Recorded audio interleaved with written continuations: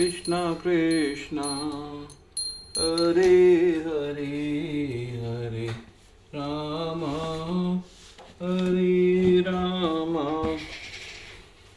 राम राम हरे हरे गोविंद बोलो हरि गोपाल बोलो राधा रमण हरि गोविंद। आज हम श्रीमद् भागवतम के चौथे स्कंद का पेज 130 पढ़ने जा रहे हैं। हे राजकुमारों, मेरी कृपा से तुम निर्बाध 10 लाख दिव्य वर्षों तक इस संसार में सुख भोगोगे। इस दौरान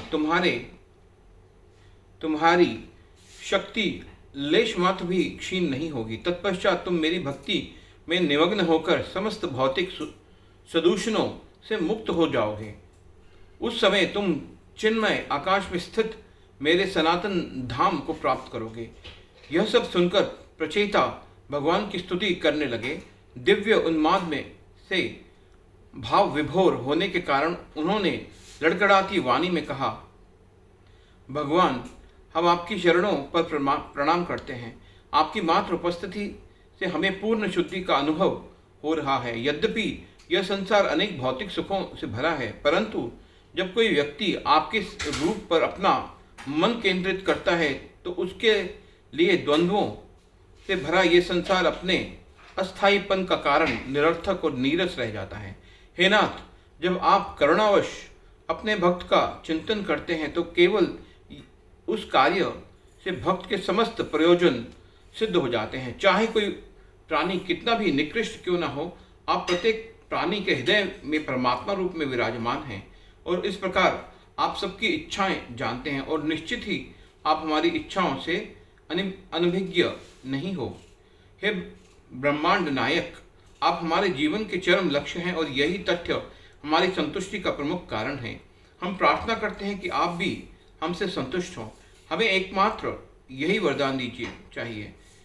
स्वर्ग के परिजात वृक्ष को प्राप्त करने के पश्चात मधुमक्खी उसे कभी नहीं छोड़ती, क्योंकि मकरंद प्राप्त करने की उसकी सारी इच्छाएं वहां पूरी हो जाती हैं। इस प्रकार आपके चरण कमलों का दर्शन करने तथा उनका आश्रय लेने के पश्चात अब भला हमारे लिए अन्य कौन सा वरदान वांछनीय रह गया है। हमारी एकमात्र विनती यही है कि जब तक हम इस संसार में एक शरीर से दूसरे शरीर में एवं एक लोक से दूसरे लोक में भ्रमण करें, हमें उन भक्तों का संग प्राप्त हो जो सदैव आपकी लीलाओं के यशोगान में व्यस्त रहते हैं।